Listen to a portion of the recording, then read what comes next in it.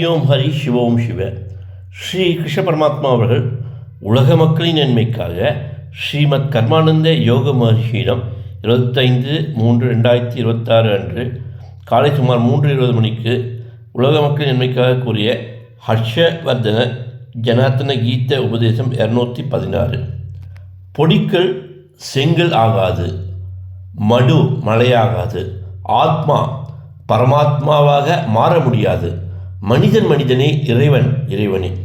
உன்னுடைய மனித பிறவியின் முழு நோக்கம் இறைவனை அறிதல் இன்றி இறைவனையே போட்டி வீழ்த்துவது அல்ல. இறைபக்தியை அதிகமாக்கு.